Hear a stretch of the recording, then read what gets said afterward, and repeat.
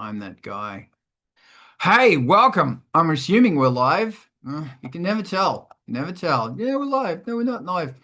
I think we're live. Yes. Okay, we are live. Welcome to the Art of Rock. It's Saturday morning. We do this every Saturday morning. But first and foremost, I want to acknowledge the Tonga people as being the traditional landowners of where I am now, which is Hollywood, California. This is the Art of Rock. This podcast is all about helping you make your music and art happen, and we talk about composition and production and overcoming writer's block. But first, an ad break. Join us every Saturday here on Angelspit's Twitch. Why don't you go and subscribe to Angelspit's Twitch? I hate my life because I have to say like and subscribe. It's like puke in my mouth. Or on Angelspit's fucking YouTube. This is brought to you by Angelspit's Patreon. Hey, throw me $3 a month and I would be very grateful. Or join it for free. It's there. Many members of the Patreon are here. Thank you for being part of this. May Graves' new album is kickstarting now. Please go follow it. Normally, with a Patreon backer, you get everything I do for free, but not this one because it's a May thing. Go back that. It's a bloody good album, and I am bloody proud of it. Angelspit's new album is called Red, and Patreon members did get a free fucking copy of that one. Hope they liked it. I liked it. I was proud. Industrial Incisions playlist is a playlist that you need to follow. Look at that link. Click the fucking link. Or it's in the description. It's awesome. Please go love it. There's a bunch of bands on it. And if you're on it, please pimp it. And if you're a Patreon member or other, fucking send me your things. Oh, I hate now it's saying that there's something wrong with your page and you need to reload and the world is ending. Every Wednesday night, if you want to hang around for the world really ending, it's Vulture Culture. Deep dive into synths. It's the best. Many of us go and hang out there. I'm actually wearing the shirt. Look at this shirt. You can get that shirt. Support Alex, aka Vulture Culture. There, boom.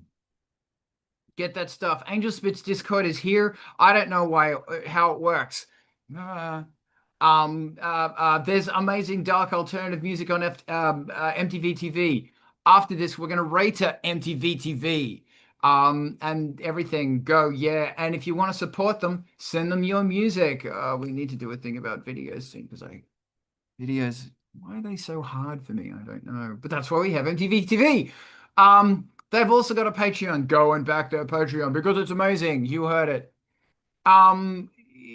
Indivisible.org is a fantastic place to go if you want to do something positive, peaceful, and constitutional for the American situation. There it is.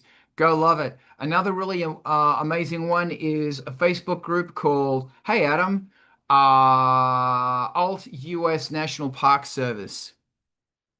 Go check it out, get involved. And if you have a problem with media, which basically everyone else does now, and including myself, the Media Addicts Anonymous group is helping people move through a lot of issues. It's very important. Raziel, thank you so much for co-hosting this. Pleasure to be here. Political rant? What? Fantastic. I don't know what that meant, but I'm just going to go with it. Today, here's a whole bunch of music that will be a part of this fantastic shit show. Go learn some new music. And we're also, the GoFundMe for Drake's family is still going, and grab some of Drake's music because we're looking after Drake, who tragically passed away a few weeks ago. Okay, so my question is, welcome everyone, turn your fucking mics on. Do we want to talk about the drum machine again, or do we want to talk about making melodies? Fucking drum machine. Okay, cool. Alex, the floor is yours. How's that pizza? Yeah, I think I should have been in the oven a bit more, but anyway. All right. Do you put extra cheese and stuff on your pizza? No, I'm lazy. You should put extra cheese and like bacon and stuff. Yeah. So Alex is in Germany and he's having a €3 pizza. Damn, they're fucking good. I'm telling you, they are so good for €3. Okay, Alex, talk at my face. Go. I remembered from last time that you were talking about the new Roland drum machine, and I'm really excited, even though I probably won't buy one, because I really like that they went full out, and I think for some reason I'm the most drum machine person in this round, maybe except for Ivan, but we might have a battle about the biggest drum machine appreciator. Yeah, I think this one is more than just the previous ones, and I really like that because you have so much more expression, and also I think gear manufacturers are starting to include more mixing features into their gear. Like if you compare it with, or if you see what Electron did with their new box, they have like also the sub buses and such. So you can have like buses for specific groups of instruments and process them together. Um, and especially like blending two drum voices together to form one. Like you like to attack from one drum voice more, or maybe you tune it a bit differently. And these are all like features that make, I think, drum machines more mix ready. So you have to do less in the door, which I find really exciting, and I hope I one day be able to afford one of those. But yeah, that's just something I wanted to release into the ether. Thank you so much. Rosie, what are your thoughts about this? I like that attitude, Alex. And as the maybe least drum machine affected person on the panel, I would also say that being able to quickly turn the thing on and get one output and not having any choices about what to do with it, because that's the kick drum output and this is the stereo output and those are the ones that you get, is also a strength in some cases. I've built my entire workflow on one-shot samples of drum machines, never really owning the drum machine. So I'm totally used to being able to stack and combine and put them into buses and submixes and stuff that way. So it's interesting to hear that you would be interested in committing some of that stuff from the drum machine. And my question that I'm getting to is, do you find that to be a strength more so that you can leave it live unrendered and then in the final moments print it down to your stereo deliverables? Or do you find it more that you just like to do the sculpting in there and then commit something to your recording? Which way does that help you, I guess, is what I'm saying, the mixables in onboard? So for me personally, sorry, Ivan, if I cut you off. For me personally, I really enjoy not having to spend time in the DAW because it instantly feels like work. But if I'm in front of the machine, it's much more, I'm much more quick. I think differently. And my ideal world would be I just have everything sequenced. I have like a giant mixer. I press play, I sing in my vocal line, and if it's good, I keep the whole recording as a stereo sum, and if not, I just do the whole process again. That would be like my ideal way of working. I make And the analogy that your band is the gear and you're sort of playing with them in that way. yeah, right, right.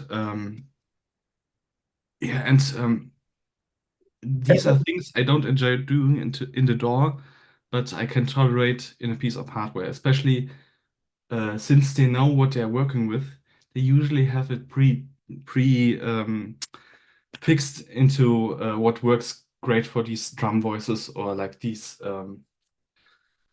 the combination of instruments you're working with. So it usually, in my opinion, leads to better results if manufacturers do stuff like that. It's like sometimes a piece of gear has like a predefined EQ. Like I think the newer Rolands have like a tilt EQ where you can increase the highs or uh, yeah, boost the lows. And I think these are really great things that make working with it much easier. And again, I hate mixing in the DAW. And the less I can, the more I can put off, I'm more happy with. That's very interesting. Thank you. Ivan, what are your thoughts on this?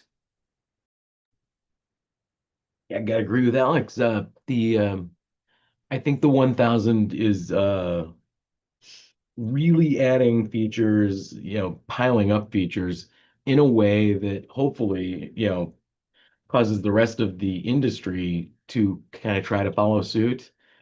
just because like the 1000's really well built for, people who want to do sound design as well as just set a pattern and drum. Which is great. Like used to be that you'd have to you'd have a bunch of different pieces of gear on your desk to accomplish that. The 1000, has condensed all that down to one place, or mostly one place. Um, I want to see how well it does at triggering external equipment, because then it would be even more fun. Um, like I'm really geeked up over the fact that like they've got like straight up analog drums and sample based stuff, and you can, on the first two channels you can merge, you can, take the attack from one and you use the decay from the other. That is great, because that just increases the possibilities and gives you the ability to make things sound cooler. And sounding cool, I think, is probably the most important part. I want to see something released with this and hear it sound cool. As I'm still on the fence as to whether or not I need one, and I'm really veering towards needing it. I just want to hear it in production once first. I hate you. Oh no, there I am. Yeah, wow, everything's really spitting the dummy today. Thank you very much, Ivan. I appreciate that. Hey, look, I'll be quick. So this week, what I've tried to do is based on our discussion last week, is to use a drum machine more. It's difficult for me because I'm more rock. I'm from a rock background where it's like sometimes the kick drum's going to change and sometimes the hats are going to come in or the hat pattern's going to change or whatever. Um, and that's I always go back to not using the brain, but sending it MIDI from the door. And I'm trying really hard to get out of that because the brain, so much work's go into these brains, so much work, and they're pulling on so much wealth of, history and stuff. And I'm sure they looked at the famous SP 1200 and then the 2400 and went, oh, we're going to borrow some of that amazing interplay. So I'm trying to do it. So anyway, thank you all for your inspiration last week. But I've got to figure out how I do it more better and do it how I can really utilize a drum machine. And maybe that's down to the song. Maybe there's a drum machine going on in the background and there's a real drummer over the top that goes crazy. And I think my web's coming in and out. I don't know. I hate my life. Thank you, everybody. Alex, talk to me. Yeah, I just wanted to say I never tried the actual machine, just working from things through the internet. But I really like the trend. And also, have every one of you ever just played it like Jeff Mills, just the drum machine and trying to make a whole track just from drums? Because that's something that always inspires me. Thanks. No, I have not. I have tried and I've wanted, but I have not. And that's another thing, is that the drum machines are so, like, even by muting and by passing things around, you can still play it. Always wanted to. Razi, what are your thoughts on this? Amazingness! Well, neat.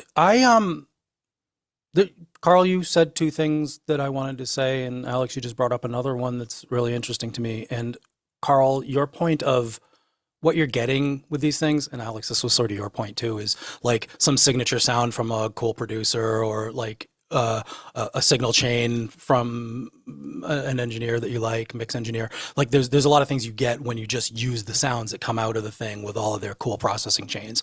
I like that. It's inspirational. You get different ideas. And then I guess on the topic of two questions now, how when you're using this as a drum machine proper, how do you synchronize it to the rest of the stuff? Do you use a MIDI clock on the USB port? Do you hook it up? Does it become the master clock, the main clock signal for the whole thing? Do you hit play on the drum machine? Do you do it from some DAW that you're pretending not to use because you don't like the DAW? Lots of ways you can do that. And then the last thing that came to mind was, yeah, I've definitely done the experiment phase, Alex, as you propose, for doing something all in a drum machine as a track. I've never made it to the end of the song and been like, I'm happy with this. It's a complete idea and I can finish it with just like one machine. But between Simmons synthesizing a lot of different sounds, and Waldorf Attack was probably the first one that I did it with, which has very good support for doing things like basses and pitched instruments from it. The VST plugin version, not the hardware version, was one that I used a lot. And then Microtonic is another one that's got multi-timbrality, certainly, that it can have a lot of outputs back to the DAW, and you can do a bass line, a melody line, the drums, and all that stuff and effects right from the machine. And I've gotten pretty far experimenting with it, but it's, yeah, like I'm always end up craving my native instrument of guitar or a piano-ish played part, which is that sort of rock and roll pedigree that Carl was talking about. So the only question in all that was really the how to integrate the synchronization of the machine. What is its role there in this trying to use drum machines foray? Dude, thank you. Okay, Brett, let's go. All right, as far as synchronization goes, I'm more along the lines of Carl as well, where predominantly, as I'm designing songs, I'm sending MIDI to the drum machine. And to be fair, you know, I'm not using the SR16, I'm using the DM5, and the DM5 is actually meant for drum triggers, which I've built back there as well.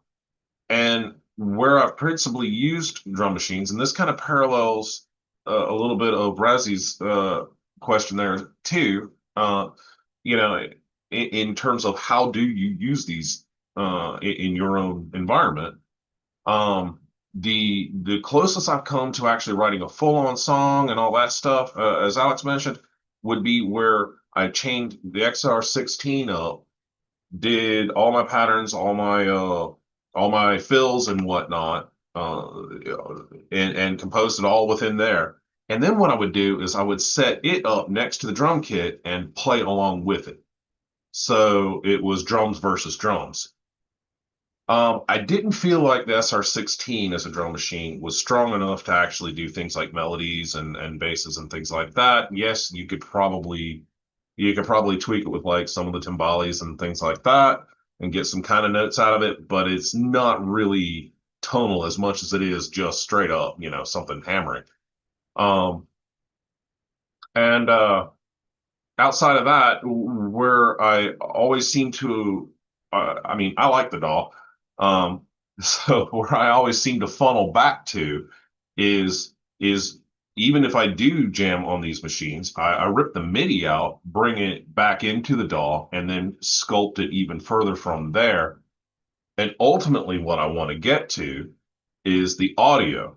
And once I get to the audio, that's when I can leverage the most of power against it. You know, at that point, that's where all of the filters and everything else that the DAW can bring to the table to truly hone that sound come to bear.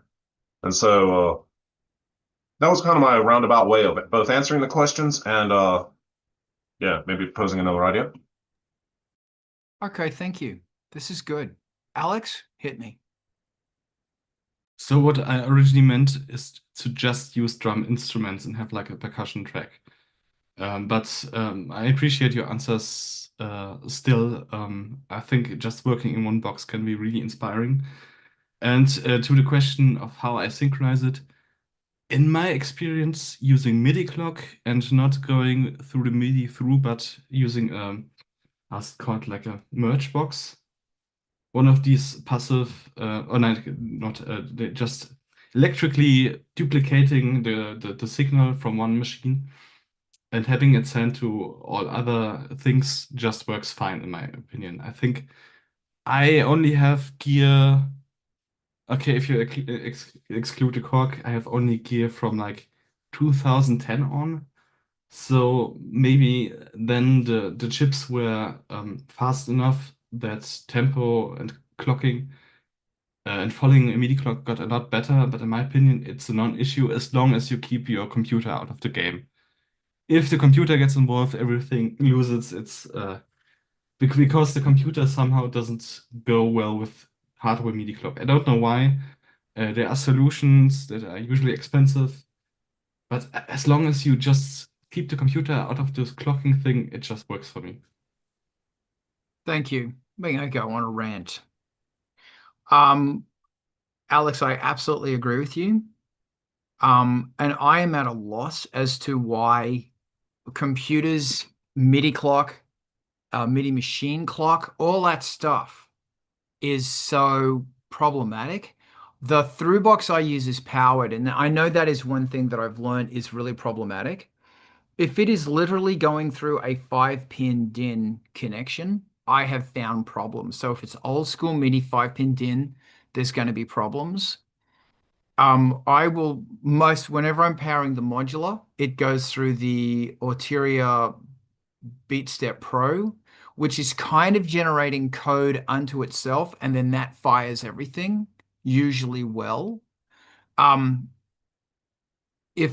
like I said, even when it goes to the Moog, the fucking Moog 1 I find MIDI clock to be so, like, it lags and I just hate it. I fucking hate it. And I had the MAQ 16.3, the dope file. I fucking love that thing.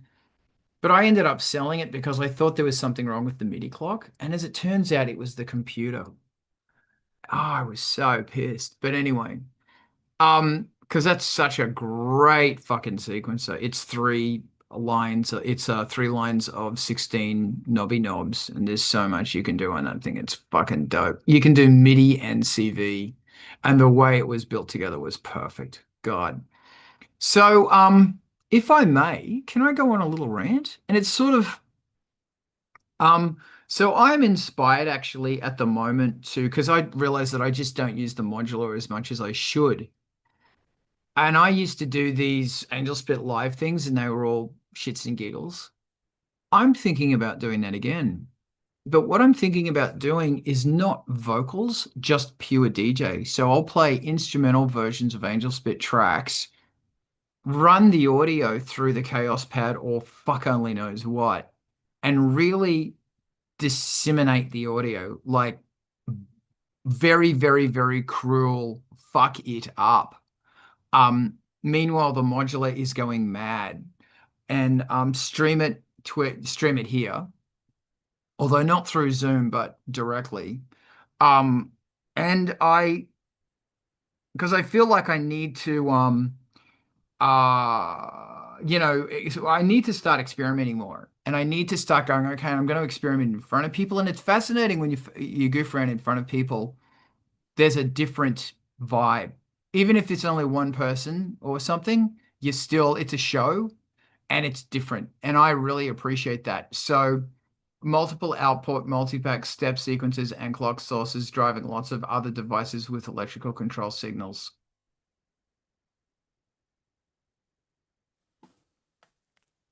Thanks, Razi.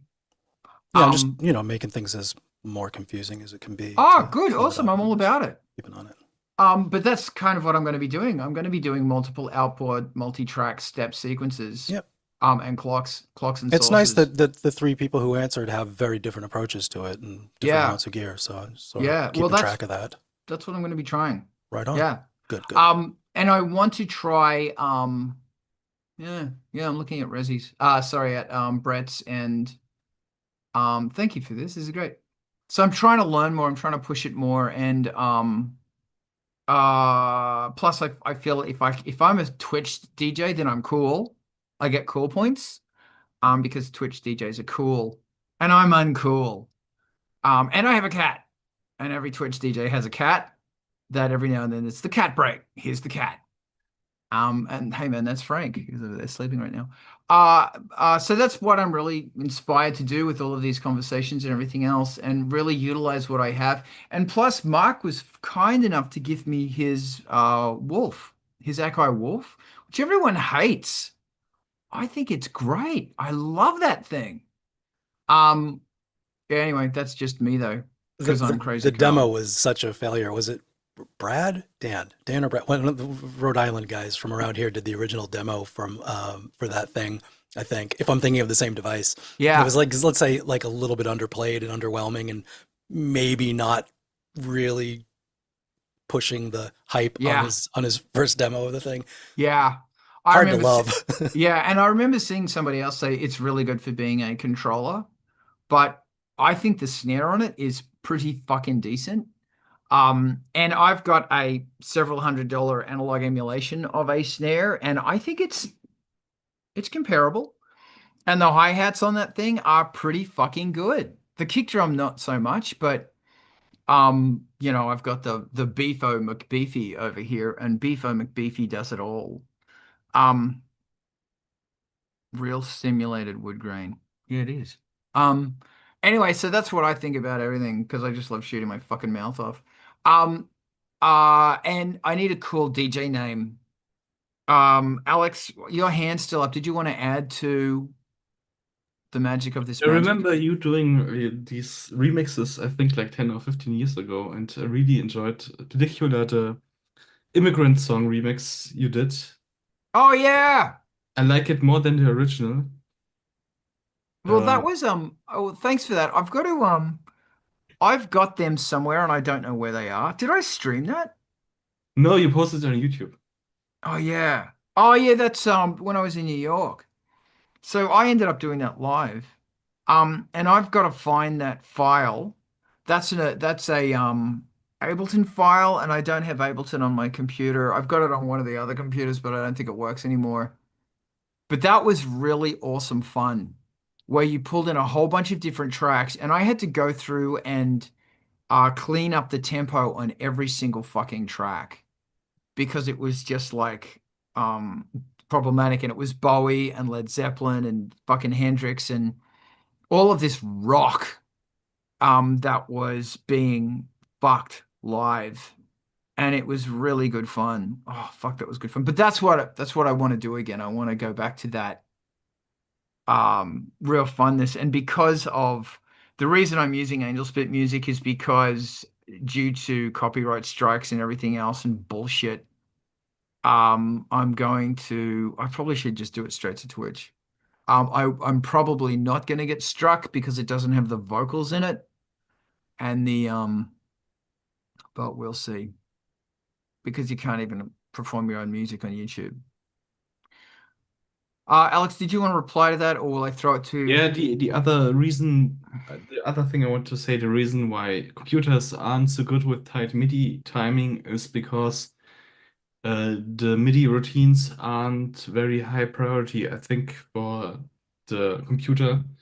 So they get a bit pushed to the sideline. That's why it helps to turn off Wi-Fi and have less background tasks. And also something some people do is to increase the I'm going to say frequency, clock resolution.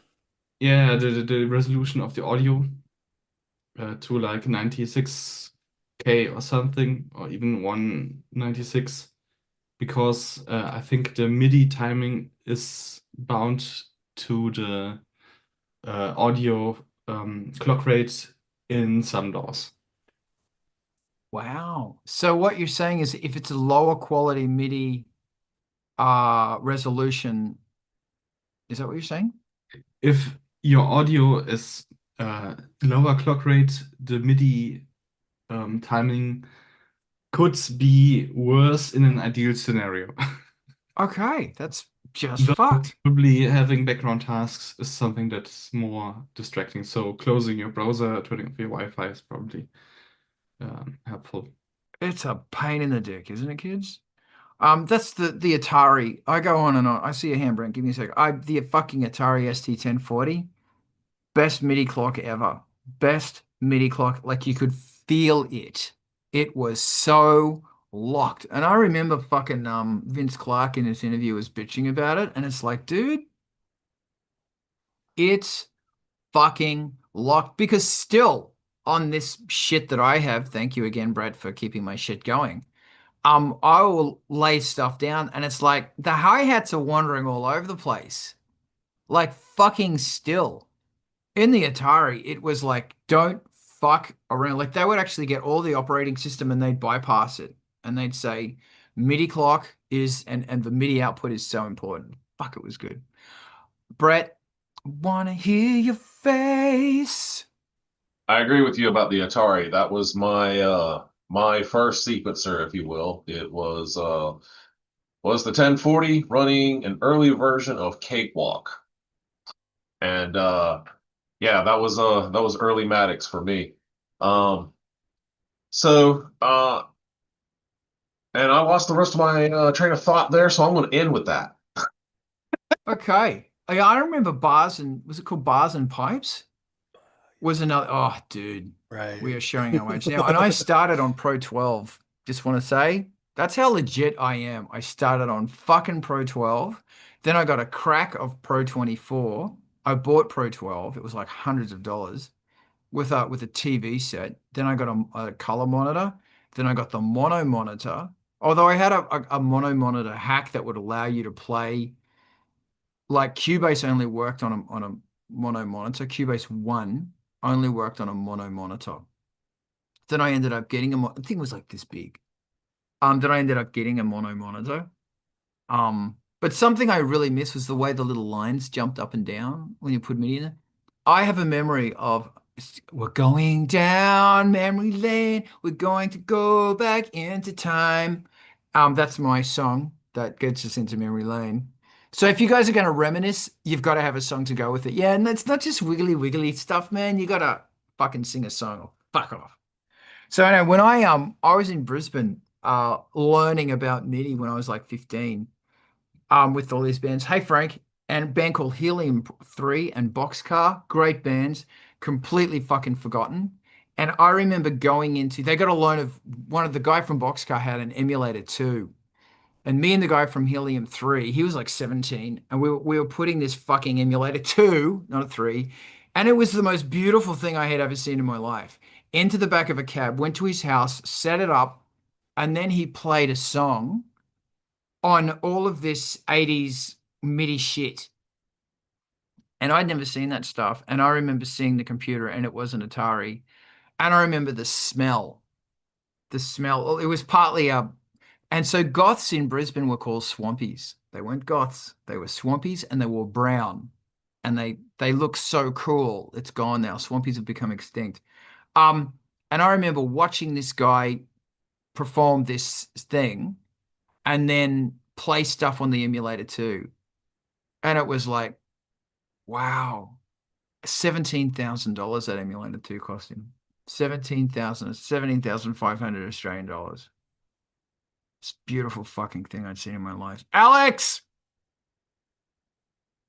If I can go back to MIDI Clock one Oh, second. Jesus Christ. Sure. Yeah. Take it not from me as an accomplished musician, but as someone who got really annoyed about his things not working together well, and having to read much about the MIDI clock. Remember that the drum machines that are considered legendary aren't as tight as people think they are because they were measured, and there's actually some they're not completely tight because those microprocessors weren't so fast. Back in the day, there was some how's it called? They went like completely on time, but sometimes that can be beautiful and even better than being completely on the grid.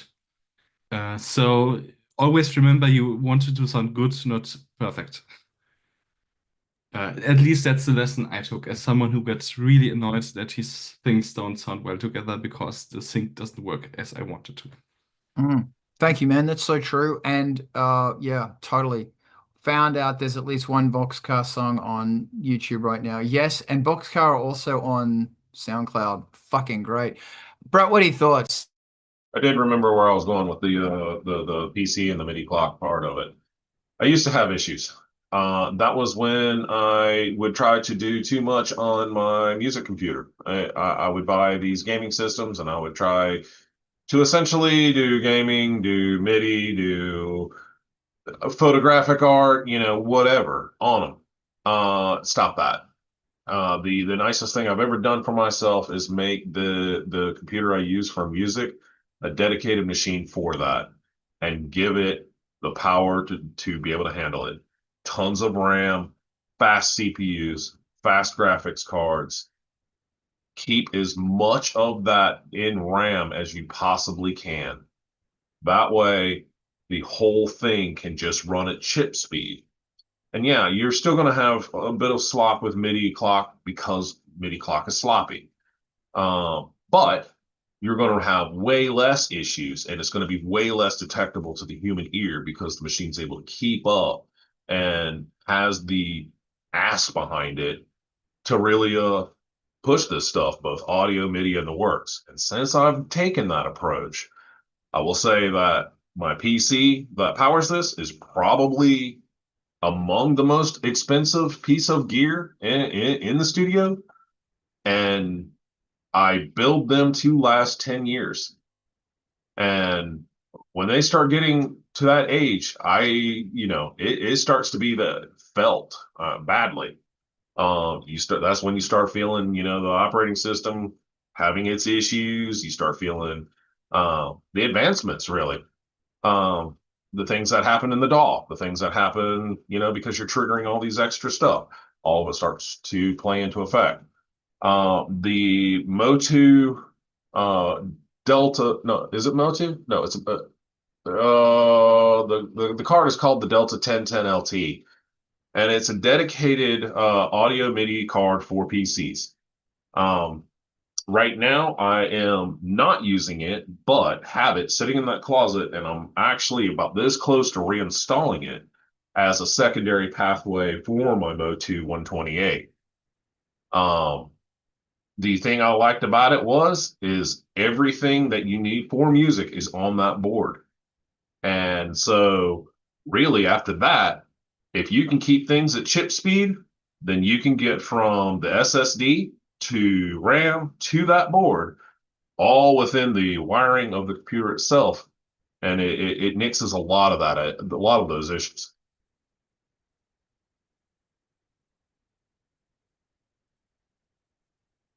So Carl's doing some internet stuff with his internets, but I cannot find, and this is just like reference material, I can't find any 80s 79 through 89 drum machines that have a higher resolution on their clock input than 96 pulses per quarter note. So these are already like pretty coarse amounts of sync that we're even allowed to put into them. And there's been what I find interesting discussion among everybody so far about the timing and why MIDI as a clock is an unreliable clock source. But the gulf between speeds, like in the video world, your synchronizations are in the gigahertz, like they're high bandwidth, really fast signals to synchronize the frame starts of video. And this is going back to like old TV, not even digital TV, like analog. We're still talking analog. So the whole spectrum of 48 pulses per quarter note on a Lindrum is a tone you can hear. It's not a high frequency tone. You can count the clicks as they go by, versus MIDI, which is, I think the signaling rate we've agreed on is 300 BPS, bits per signaling rate, or 150 baud, whatever it is. These are all really slow, old, but possibly stable. And it's that like clock jitter that I guess we're all wondering where it comes in. So I don't know. I'm sort of just going on about which ones I've sensed lag in and where I've sensed it. And I don't worry about this anymore at all. This is not something like clock lag that comes into my daily troubles in the past 20 years. But slightly before that, the individual synths, if you haven't had a synth with a display that says UART buffer overflow, you haven't sent it enough MIDI to really live. So, 16 channels of MIDI at that bit rate, you can have messages get queued in the synth. So whether or not your computer is even fast enough to send a whole lot of chords, which are sent as a data stream, not as a one-time thing with a running, okay, these are all going on now, and channels and drums and individual notes and controller information, if you're sending that all down the MIDI pipe, there's lots of reasons that your clocks can get lost in the noise, I guess, and in the single stream of information that's going from one machine to the next. It's a thin beam of information. So the point that I'm kind of getting to is a thing like my experience with old style interfaces like that have, going back to the Z80 processor. For some reason, that was the processor that was on the JL Cooper MIDI splitter, the memory Moog itself, a TRS-80. These all had these slow processors, and that was where some bottlenecking would happen, where you'd see it, like the panel lighting would slow down as you sent a big chord to the thing. So there's, we're dealing with this legacy of suffering with that, and then, maybe editing the audio to be tighter after you recorded it, to a day where these huge bandwidth USB connections that we have to our synths and the massive processing on our sequencers, I'm amazed that y'all worry about these timing issues is what I'm getting at. But hey, if you're hearing them and they're affecting your day, they're doing it and it's real. Just the point is going back to the legacy of how these things were synced versus the speeds and capacities that we have now for how the sync is thrown around is just astounding. And Brett, what you thinking about? I would say that the only times I've seen the buffer overflow, it's been a long time since I've seen a buffer overflow on a synth. But that was when I was very much using the MIDI throughs on the synths themselves. And that, I think, is one of the things that can tweak your MIDI clock, by the way. But at the same time, I was sending not only all the note data, but I was sending in real-time sysx data and actually straight up changing the sound on a synth while another synth was holding the, whatever. In those regards, I could, if I wasn't careful about the timing of that, and that was key in the sequence, and the timing had to be done just right, you could easily overflow a synth. Make your real-time controller moves between notes. Right. Now I don't really have that issue, and part of that has become, one, the synthesizers are better. Well, better is different. So like the old DX7 versus the K2000. K2000 is multi-timbral. Yes, that has its own caveats, meaning there's only so many notes you can play at a given time, even with that, but you're probably not going to hit that number. Probably. If it's your only synth, the chances are higher. If it's not, then it significantly is significantly reduced. The other thing that I do though is, and I've done this for a long time now, to where I don't even really think about it, is I use the MIDI ports. One instrument per port, no throughs. If it's a multi-timbral instrument, great. All 16 channels can run on that port, but that's it. And the most I typically use on any given port, if I'm talking about the two Kurzweils, is maybe 3 or the number of channels I use per port is maybe 3. Other than that, I'll split it off to another instrument, and I'll even sample instruments that I have to play those sounds on another device to break that up. And that's, I'll give you an example. I've got an old sample of a bass that I made in a previous industrial band that was done on the DX7. That is actually still a sound I call on my K2000. I don't even have the programming for the oscillators on the DX7 now. I would have to go back and really hack at it to get it. But not running things in a daisy chain has helped me tremendously. It used to be sequencer to like drum machine, then the drum machine to the DX7, then the DX7 to whatever. And you would, if anything glitched out in that chain, it affected everything downstream.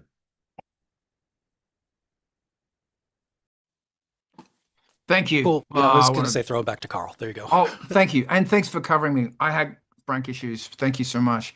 Oh, this is a great conversation. Alex, talk to me. Yeah, I totally agree with the MIDI through. I think in theory it should be that it's just a passive pass-through, but I feel many manufacturers don't honor that vow, because I think that's an issue of many MIDI setups. And that's why many manufacturers don't even include it because people don't trust it.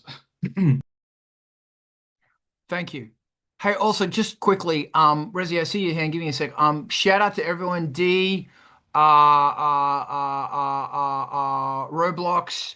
and I thought Suffer.exe, and obviously Diana and Adam and Alistair. Welcome. I'm reading here. I'm really enjoying the comments going on here. I had to say something really important, but I forgot what it was. So I'm going to throw it to While the you're thinking resonator. of that, yeah, mine's just a simple thing to remember that when you're using your MIDI through, part of the MIDI spec, we're talking DIN 5 connectors, old school, the usual real MIDI, not USB carrying MIDI, was optically isolated. The instrument wasn't electrically connected. There's a little circuitry in there that does a buffer, probably, but definitely an optical isolation. So there's always some kind of disconnect or processing lag or possibility of introducing something other than just your signal going through electrically to the next device. So with that in mind, yes, choosing to use splitters from the computer, your sequencer, like the JL Cooper MSB Plus in my case, or a multi-port serial to MIDI interface back in the day where your serial port, printer port, or modem port was connected to a 5 or 8 port MIDI thing. They'd all come out at once. They'd be parallel-ish. So you could, as Brett was saying, just pick a couple of synths per chain, maybe one, maybe two. You'd avoid some of the repeating from synth to synth, and your serial port to your MIDI box, and your MIDI box would go straight out to like 8 synths at once, and you could blast messages out from your faster serial port, which is signaling up in 10 times what MIDI does, to your individual 5-DIN MIDI ports that would go right to the synths, and you could run clocks on each of them and stuff, and it would work. That was fine, for my money. Yeah, dude, connecting MIDI devices to your serial ports. Yeah. Weren't we supposed to be singing the reminiscing song? Thank you, Ivan. Yeah, if you're gonna reminisce, you got to sing the song. Yeah, so the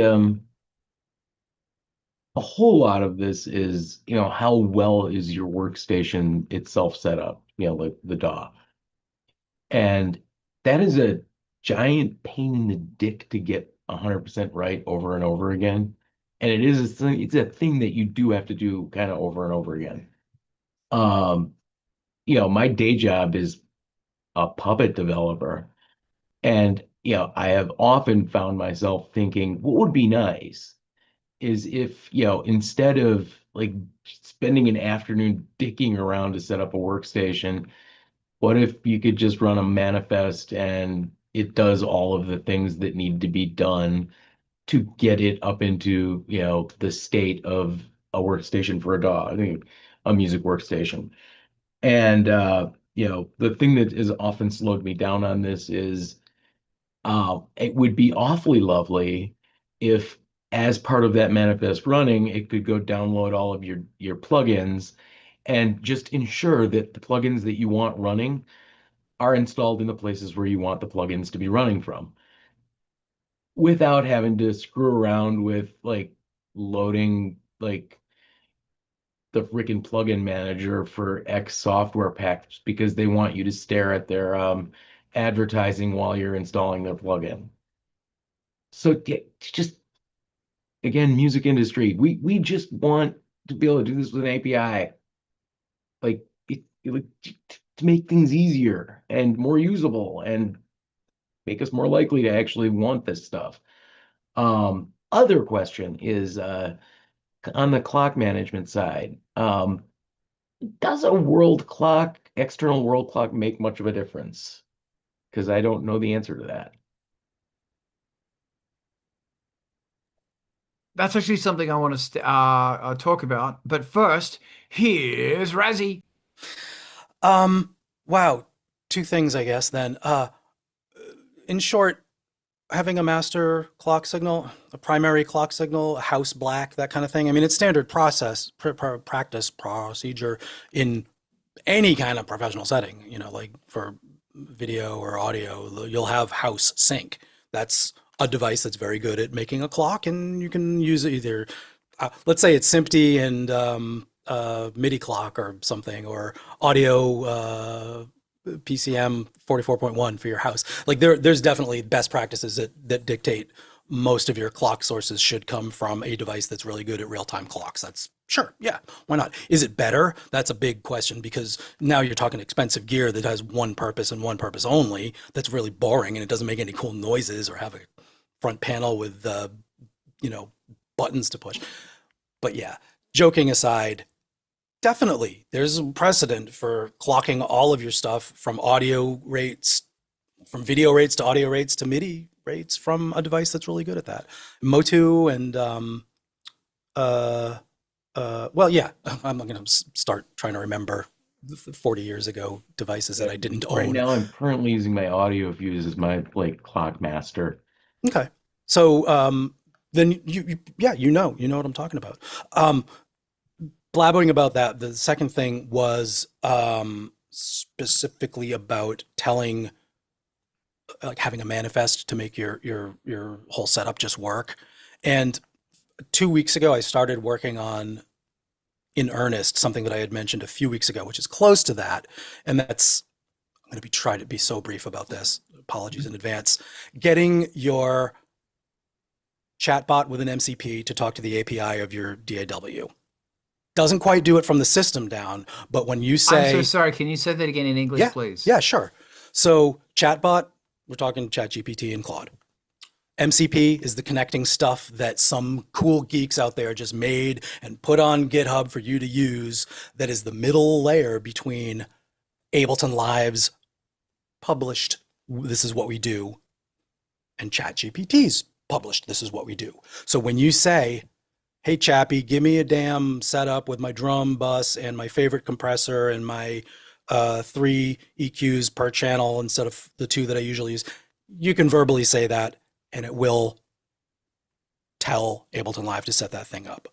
I haven't made it work, but I found all the layers that do this stuff. And I think that's a step toward verbally willing a thing to happen, or textually. And whether or not that actually translates to Docker style containers or making a standalone appliance that does it, those are certainly on the, the linear path of that kind of stuff happening. Being able to say at the end of your description that I was saying about the drum bus, and launch it in a new environment that has no real-time plugins other than music. And you get a little thing that's now your isolated music environment. I don't think that's 5 years from now. I think you can do something like that now with the tools that exist. Whether or not somebody has already written it for you, hard to tell at this moment, but in another couple months when I get my ass tighter into this, I'll at least be able to say, here's how you do the give me a bus, drum bus, and it makes one for you. So I think that's exciting stuff. I think it's great shortcuts into doing the parts of music that we like doing and the creativity that we like doing. And I don't know, Carl will come over and send you a bag of shit if you just tell it to make your songs, but that's a different discussion. Yes, he certainly will. And thank you very much. That was brilliant. Ivan, hit me with your rhythm stick. Oh yeah, and I just failed to lower my hand. But at the same time, being able to use AI to essentially generate the environment. Yeah, that's really taking a step in the right direction. And there's that, being able to do that would be kind of exciting, just because right now you can't. Love it. Thank you. Brad, I'm going to jump in after you. All right, I'm going to keep this short because this starts to diverge away from music production, but it does answer a question that was brought up, and that was, you'd like to be able to set your machine up, install all the plugins and everything else, right? There is a tool out there put out by Microsoft. It's WinPE. And what it's designed for, or part of what it's designed for, is to be able to deploy custom images onto machines. So if you actually built your DAW, set it up once, this is the way I want it, this is the baseline of this platform going forward, and then you did that extra step with WinPE and created that as an image, saved that somewhere, then any other DAW or computer that you applied it to later on in time, you can simply install Windows with that image, and all that stuff would already be done for you. And I'll stop there. Okay, I'm just going to add, the advantage of Puppet is you don't need to set up anything ahead of time. You're not inheriting old work. That's the old golden master way of doing things. This would be do it all for me right now. Nuts, bolts, the whole deal. And just, that way you can always just dump it onto another machine and not have to worry about like hardware. Are we going to get in trouble for talking about this stuff? Because there's, the diverging plans that you two guys have, the basic ideas of novel generation of the environment versus inheriting the golden master style thing. I just watched an amazing thing about poisoned compilers Yes. from, like the original sin of compilations, the guy that wrote, I'll put a link in the chat. We'll get back to creativity in music, but creativity in programming and creativity in thought of how these tools even came to exist. It's a very interesting history lesson. So go ahead. One of the advantages of a Puppet way of doing it would be reducing your machine down to just resources and telling each resource what it should look like. And the other advantage is like the amount of code you'd have to edit to customize your machine is super short. It's easy and it's super understandable, and like you can do it with a text editor and you'd be happy. Oh, and you can store it back onto GitHub so that you can just download it from GitHub when the time comes. Thank you very much. This is very interesting. I've been doing a bit of looking around at MIDI Clock and stuff, and I have never used my DAW as a slave. So I've never had a master sending MIDI Clock to my DAW. And I'm doing some poking around and I'm thinking, damn, is that what I should be doing? Because there are pieces of gear around that have, like there's one, this here, and Alex, I sent this to you. So I think this is a machine that specifically generates MIDI Clock. It's what it does. And you connect it to your, I know the guy who wrote the music to Dawson's Tree. You connect it to your computer, but see, one thing you could be doing is sending one out to the computer, one out to the modular, one out to one of the main synths, because it's got one of the outputs is a USB. So that's a possibility, because it really is such a pain in the dick. I'm glad that everybody's using pain in the dick. That's actually from Mike the Liar, who really doesn't like something it's a pain in the dick. Okay, so Razi, did you want to talk about something? Yeah, same topic. I've just functionally never had as good a time having any computer-based music player, DAW sequencer, receiving MIDI clocks or MIDI time code.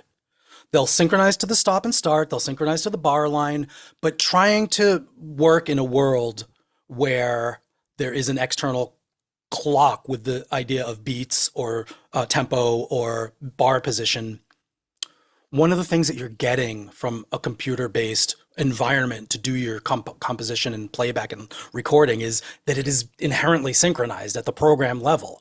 And adding things that now tell it to stop and start, it's not that they get out of sync when you've got two sequencers running on two different computers, but they don't behave as the cohesive whole thing in my experience. I never got them to and gave up doing this, as when you just, plugins within your environment And even back in the Rewire days, like synchronizing between things where there was a very high bandwidth, high fidelity audio and synchronization pipe between the two things running on the same CPU, I never had a fun time beyond the novelty of getting them to synchronize. Hey, they're both on bar 1, beat 1 now.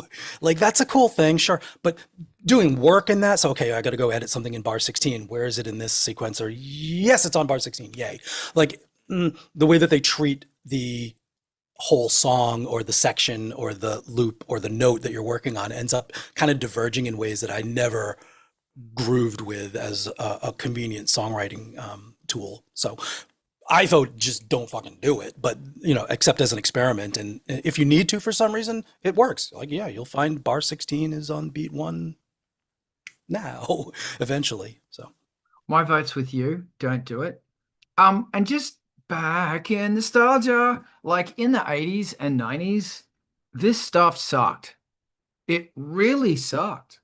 And going between different brands and all this stuff. And this is MIDI.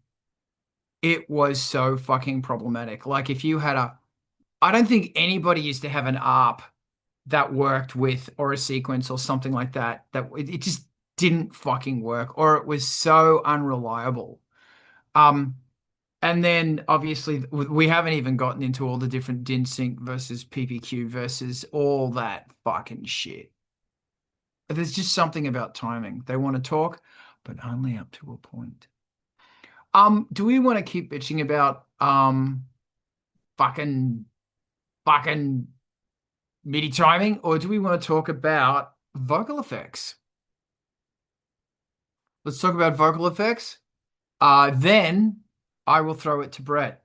Actually, right now. Now is then. All right. So I ran across a new tool. Here, let me pull up a link for everybody.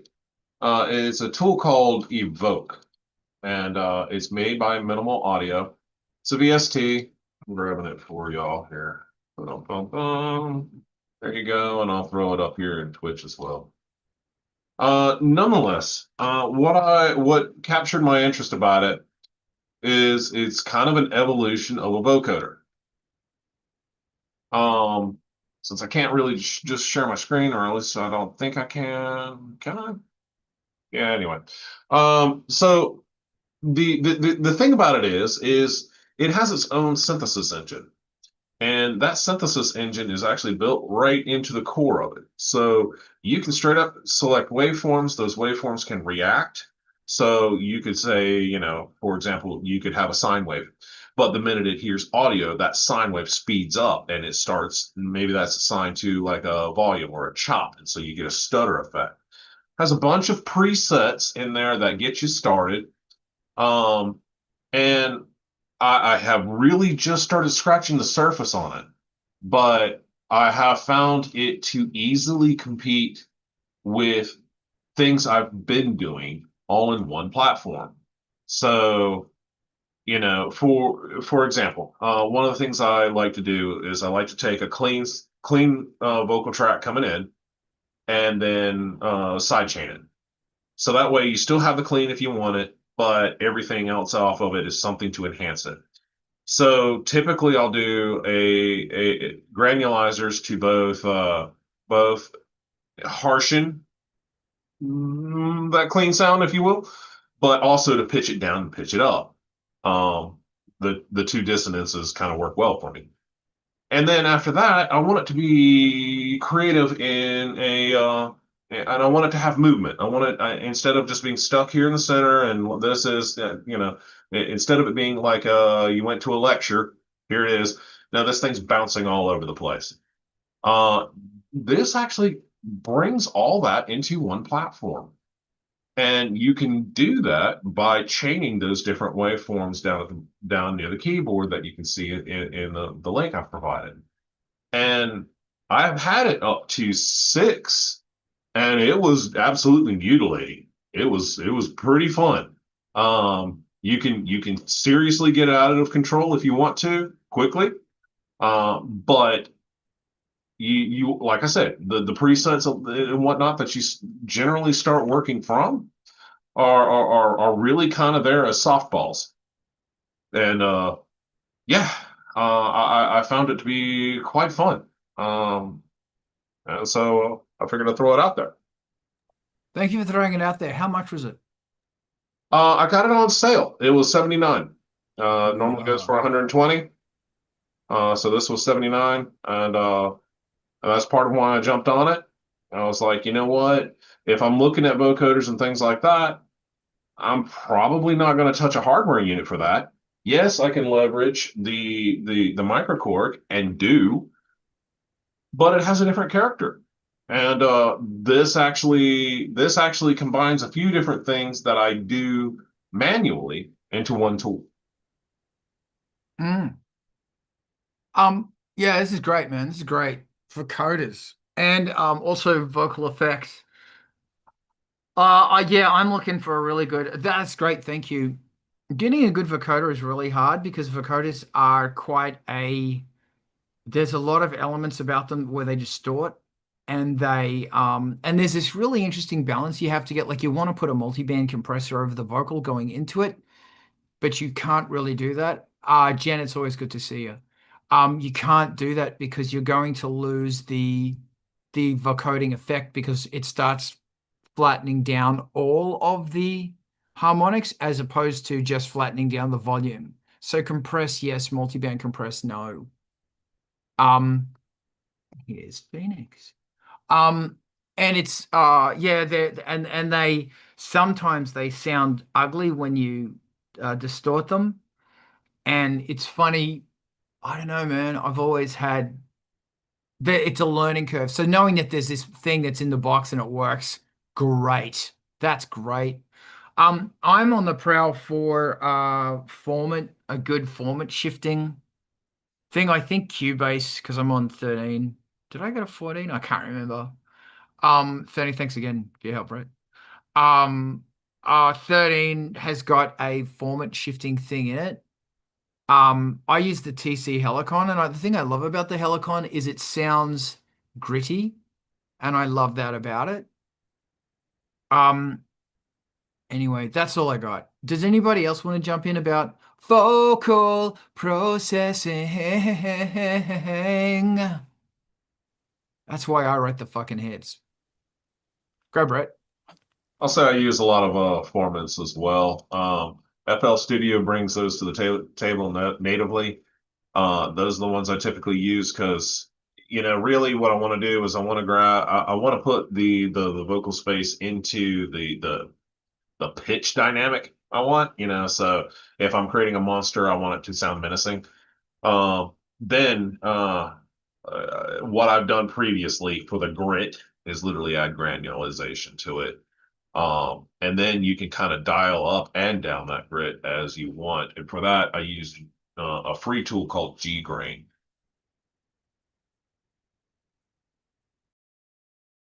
Thank you very much. I just found out because my favorite fucking vocal effect is Fever Ray. I love what she does. I just found out she's using the same machine I'm using. And the thing I love about it, like I said, is it's wow. And there's also a Steinberg thing. Good to know. Voice machine. Use voice machine, Carl, because it's already built into the song. I'm going to shut up now. Ivan, I need you to fill my mind with logic and amazingness. Go. Okay, I gotta say, I definitely do like the Helicon. It is good at being hardware that handles a bunch of stuff fairly nicely.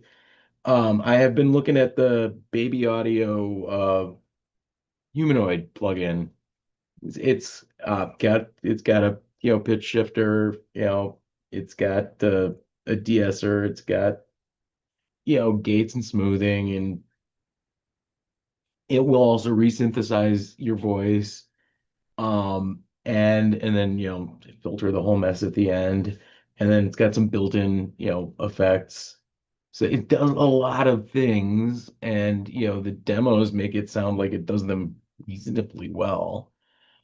Always on the lookout for like the perfect tool though.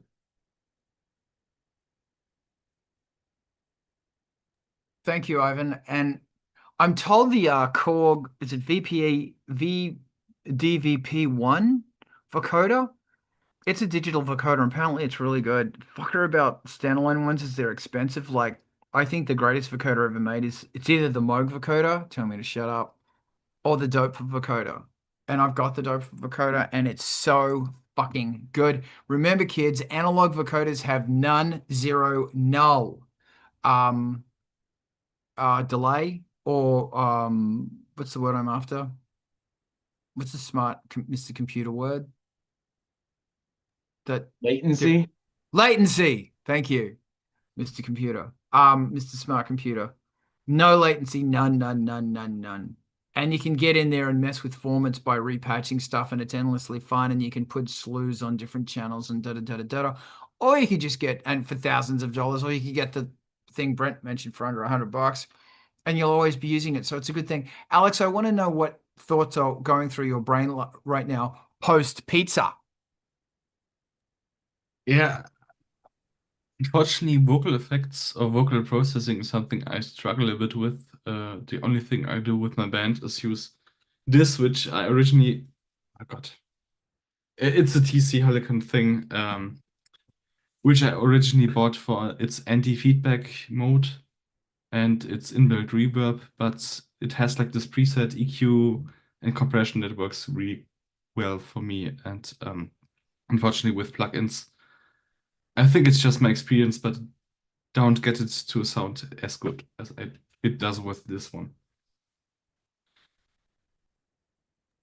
Thank you very much. Phoenix, welcome. What are your thoughts on all this? Well, I use like riff file packs, so they're not necessarily my voice right now, and I don't have anything set up to record my voice. But I do have like 4 years of actual choir, so I can like hit a lot of low notes. Like I have a kind of a booming bass voice for most of my stuff, and I'm probably going to include that in my next album. But currently, my last album, which is more industrial style, I'm pretty pleased with how it turned out. So in a couple, whenever that's going to be out, media stuff. But yeah, I don't record my voice yet because I don't have a place for it, but I'm going to be getting probably a place for it soon. But yeah, this has been pretty good. I've been enjoying this quite a bit. Excellent, thank you. Or you could always do what Kraftwerk does, and that is use a vocoder to put their voice in there so it sounds all cool. And it's very good. So Kraftwerk vocoder is the most sexy thing. Slightly off topic, but then we're going to fling back to topic because Rosie, I see your hand. Is I realized that I don't use my TC Helicon, which you can make huge, massive, beautiful vocal sounds on, for monophonic synthesizers. And I've started doing that. So I'll take the Mini Moog, for example, or something, and I'll run it through the TC. And it is really, really, really, really, really fantastic sound. Really beautiful because you can clone it, you can chorus it, you can modulate, you can do all of this stuff. The reverb, it's pretty good. It's not like fucking wow black hole reverb, but it's really interesting when you start using it as a multi-effects unit, because there's so much shit you can do with it that you don't think about for a synthesizer, you think about for your voice. Chrissy, what are your thoughts? I wanted to ask you, Carl, mainly just because I'm more familiar with the sounds that you've released to the world vocally than some other people on the panel, but basics that you pretty much always end up putting on your vocals, the real boring stuff that are just like, okay, I recorded vocals. They're going to have. What All are right. Thank you for asking. Okay, first thing I do is when I pull the vocals in, when I do the vocals, I put a high pass filter at 50 cycles. Then I can normalize it. Then I compress it -8 to 1 at 3. -8 dB at 3 to 1. So it's there. Then I will get rid of the noise. So I'll do a noise print, get rid of the noise. Once I've comped it, I will compress it again. I will put a distortion on it or warm it up a little. Sometimes I'll run it through over their land. I should do that more, but I don't as much. I'll always put a chorus on it. a slight chorus, because it's really interesting. I'm finding that choruses throw shit back in the mix and they sort of like knock stuff out. But predominantly, I don't put reverb on my vocals. I will run it through so I'll have a raw voice that's distorted, and then I will take that same raw version, not distorted, run it through the Helicon, and then the Helicon is fucking everything. So it's cloned, it's in the choruses, it's got harmonies in it, it's got a bit of delay, a really short delay chorus I mentioned, a bit of reverb, blah blah blah blah blah.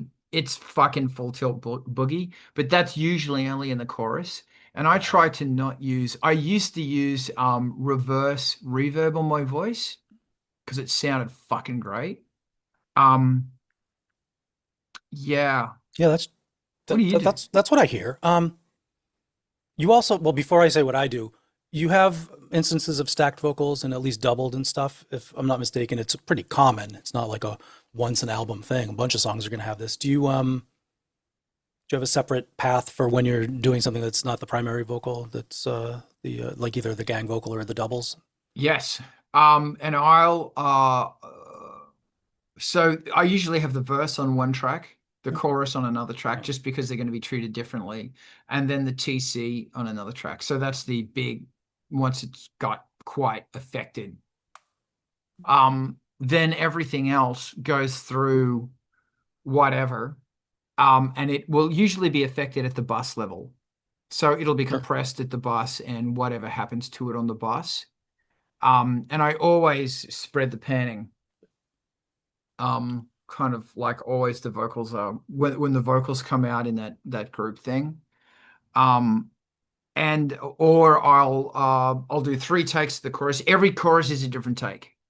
Never double up on chorus takes. Never, never, never, never. And the main one here, and the TC is here, and the TC is when it goes through the effects unit, it's in such a way that I will throw the clones sort of here, and if it's being doubled, they're out here. So the stereo field moves as the song progresses.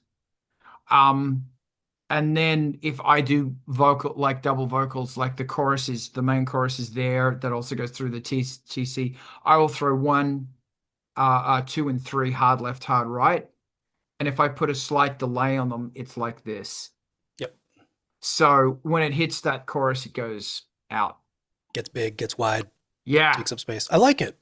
And that's pretty much what I hear in your stuff. There's no huge surprises in those basics. I know that you also do a lot of attention to automating moments in the songs, which I don't know what you do, but that basic kind of stuff makes sense to me. Since you asked, my approach is pretty similar most of the time. Get the final takes comped. In the process of doing that, I'm going to take some plosives and sibilants out, just editing them and automating the clips and stuff. So I've got a basic track to work with. I don't really religiously strip silence out, and I don't use a noise print on it because I'm singing in a booth most of the time. And if I'm not singing in the booth, then I want the room in it anyway. So I'm going to let it be noisy. And that'll sort of inform whether it's going to be a intimate single voice delivering the message, or taking a lot of that stuff out using the noise reduction and then making it a gang vocal or a doubled, sort of more Beatle-esque kind of thing. Those approaches, the difference that I think I would say are, I try to be experimental per song, or let the actual character of the person singing, who's not me, of course, be slightly different and respond to what the song is like. If it's a particular song that wants a dry vocal, it's got a dry vocal. If it's got no actual lyrics that are intelligible and it's washy, then it's a deep verb thing that I sang into. So there's a lot of variety in that. But to say, what do I do for the basic stuff? It's get it down, do the little adjustments, probably do some pitch work. Like I like this take. I never hit the pitch the way I wanted it. Like, fuck it, let me just fix it. And I'll do that at the clip level, so that the primary and double are in tune with each other, that kind of stuff. And if it's big stacked like harmony vocals that I'm trying to achieve, like Roy Thomas Baker style, sometimes I'll copy paste those and make a duplicate, but usually it's sing every chorus for sure. And, so you can leave room for variations. But effects wise, The thing that I was wanted to know if anybody mentioned you in particular is de-essers, because my sibilance is always crying for not just the automating, oh, there's the S, it looks like this, turn it down. And I can turn that thing down by 20 decibels and it's still too loud once the compressors are on top of it. So all of that is to say, the one thing that I always have to deal with is attention to those sibilants. And I've overdone it. I've overcooked those fuckers and listened back to stuff. And I'm like, what? That's a plural. I was saying a plural. Why is it a singular in the end of the mix? What did I fucking do? So yeah, anybody got any comments about like de-essing for us lispy fuckers? You noticed that everybody's hand just went off. Good. So I will first, I have to be really careful of sibilants, and because I got the gap between my teeth, I have to tune the sibilants like crazy. I'm even aware of it right now. And I will go in and manually duck it. So once I have and that's the thing, man, like if you're doing a quiet close to the microphone, the sibilance is crazy, but if you're screaming back here, it's not as bad. So on the lead vocal, I will go in and manually cut it and drop it. Then the problem is if you fucking compress it, the compressor, puts it back in. So when I do backing vocals, I will often, cut them out completely. They're not gone. necessary. All the backing guys, they don't have to say S. Yeah. And it's really funny that when I send remixes out, I'm aware that there's no S's in it at all, and I'm not putting that shit back in for a remix. I don't know. That's what I do. Can I throw this to Alex? Hi, Josie. Alex, what are your thoughts? As I said, mixing vocals isn't my strong suit, and I've been in the position that I had the exact problem that I overcompressed, the sibilance was over prominent. I tried to fix it with the de-esser, which I have in one of my plugins that I once got for free. I sometimes get it right, I often don't, and what I do is I just put the compressor less aggressive and boost the volume and be a bit ashamed that I can't fix my problem. Okay, just really quickly. I found that there's two different types of sibilants. One sucks, and that's on the S's, and the other one doesn't suck so badly. So what I will do, because I like what the de-esser is looking for, it's a compressor that's being keyed by a certain frequency, is that when I'm talking or singing, I will take and I will cut it out and I will loop over it, loop over it, loop over it. Then I will go into the de-esser and I will specifically get that fucking sibilance, and I'll also duck it ever so slightly, really super narrow in the EQ, but just a little because it starts biting into everything else. Yes, you get a dull vocal instead of just taking out the S's. Mine's 5.5K. Like I know right where it is, so I think mine's around there as well. But I did one for May as well, and T's aren't so bad, but fucking S's, man. Could I throw this to Brett? Talk to me, Brett. You're right about the S's. I have destroyed more vocal tracks, just straight up deleted them, than I could probably ever count. So my kind of approach to it is really straight up audio editing, just cut it straight out. If I need to. Now that is also where I will play on my character a little bit. So serpents can be a good thing as well, depending on your attitude.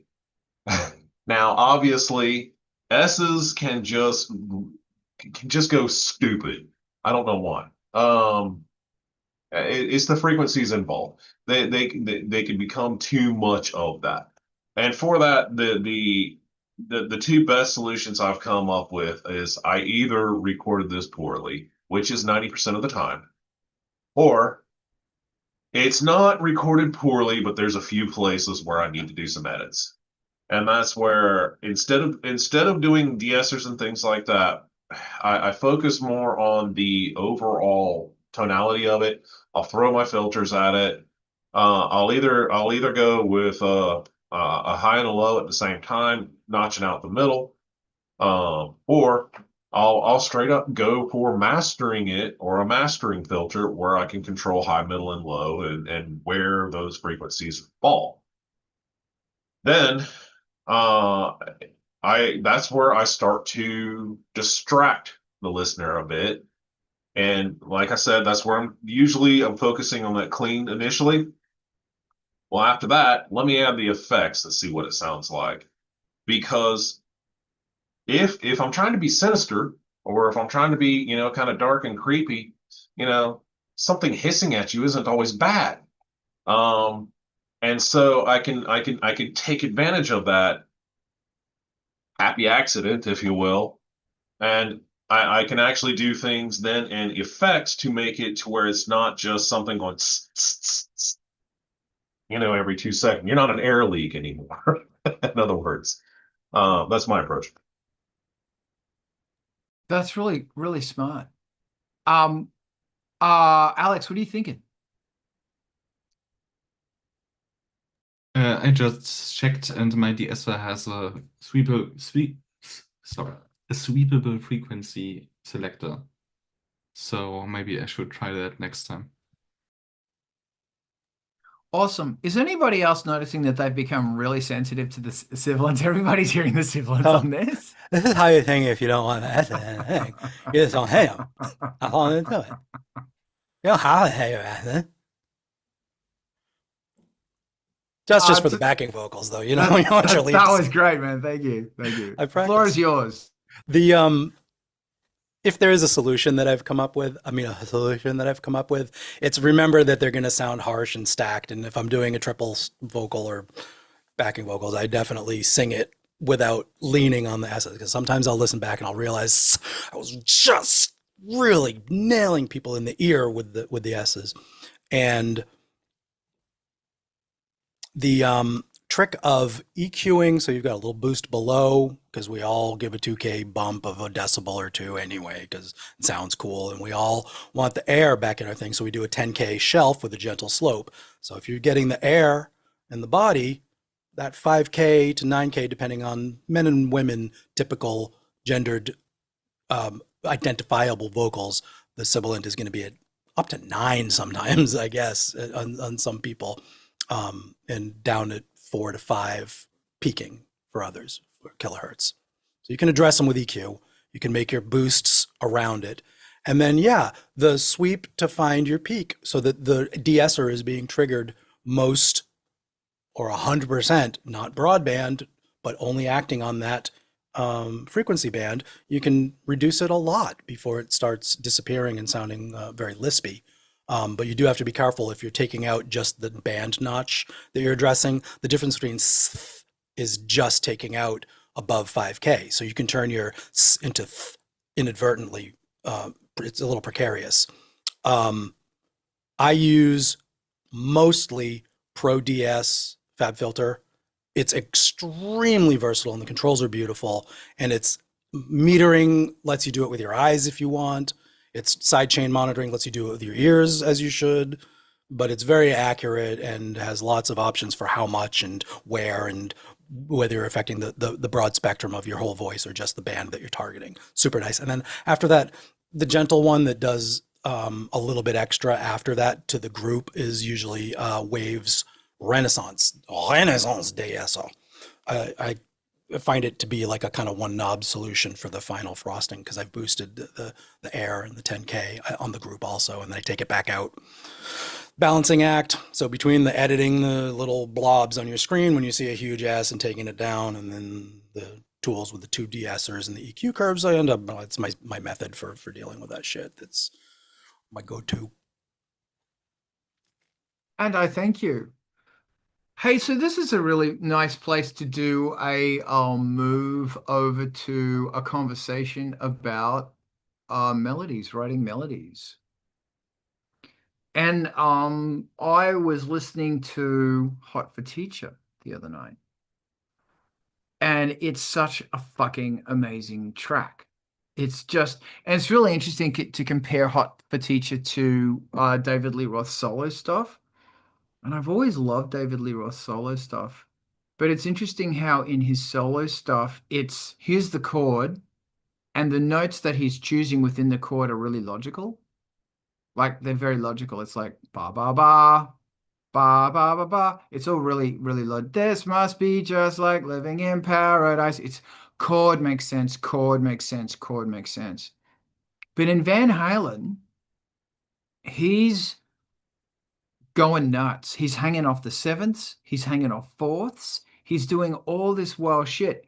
And I believe it's because in Van Halen they kicked it out in a rehearsal room and they were probably being boys and being very rambunctious, like going crazy with each other, throwing like if you're in the same room as fucking Eddie Van Halen, there's gonna be some amazing ideas being thrown around.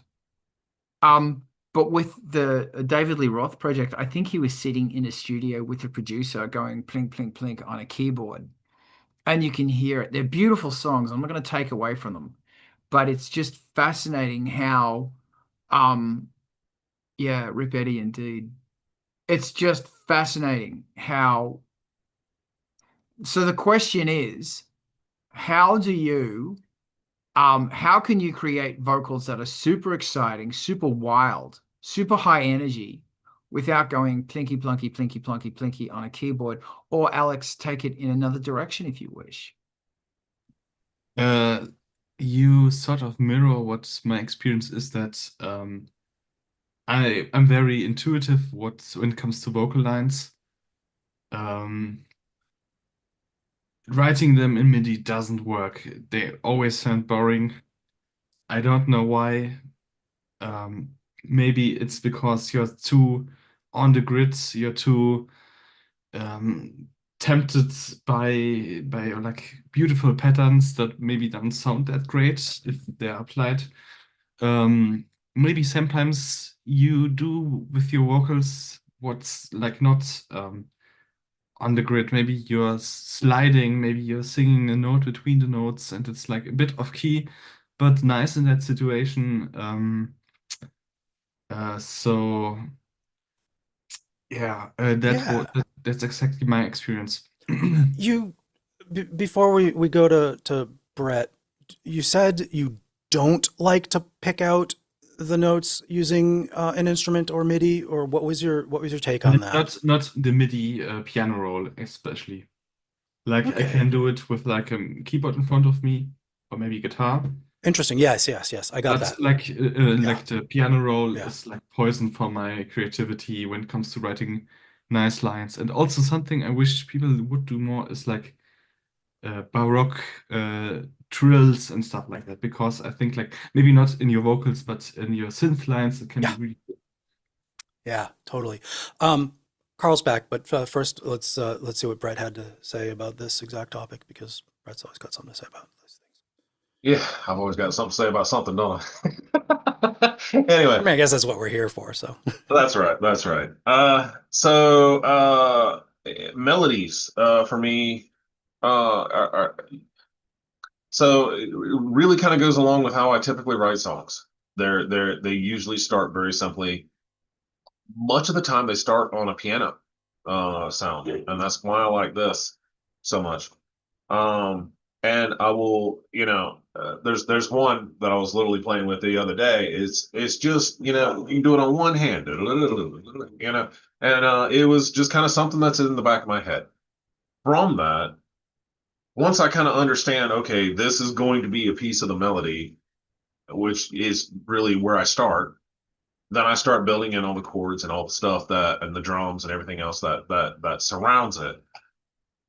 Where it applies to vocals, though, I'm much more limited. I don't have a very large vocal range, so I've got to do what I've got to do within it if I don't want it to sound like crap.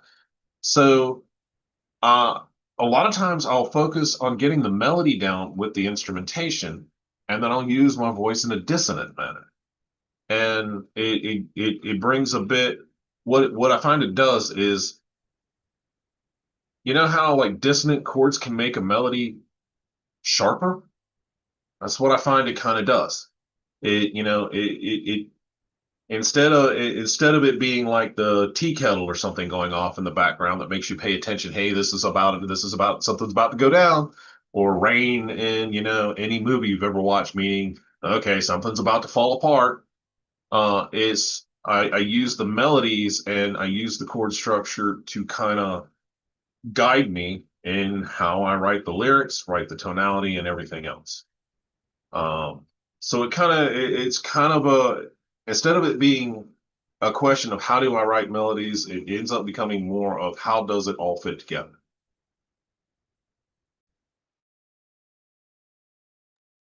Okay, thank you. Raziel, I see your hand. Did you want to throw in there?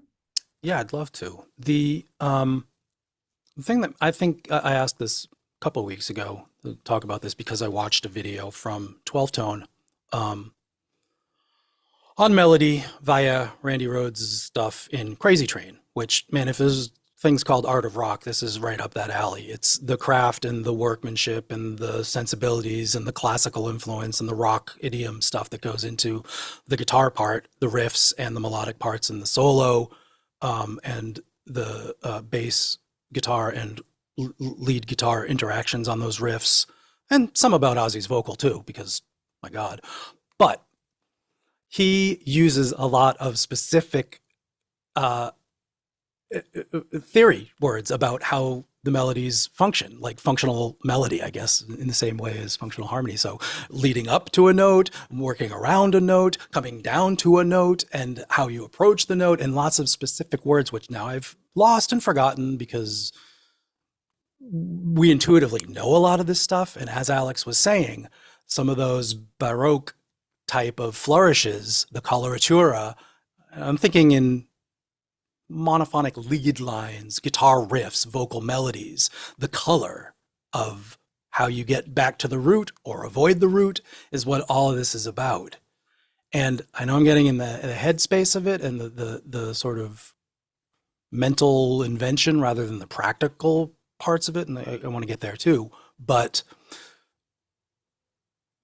thinking about it in the way that Alex alluded to, where you know what chord you're in. Maybe you sang the melody first and then you harmonized, but you're playing acoustic guitar or piano or electric guitar along with it. You know what chord you're in for this note, and your melody's not doing it for you. You listen to the chord tones, you've got your root, third, fifth, and they're like, oh, the four, the sus two.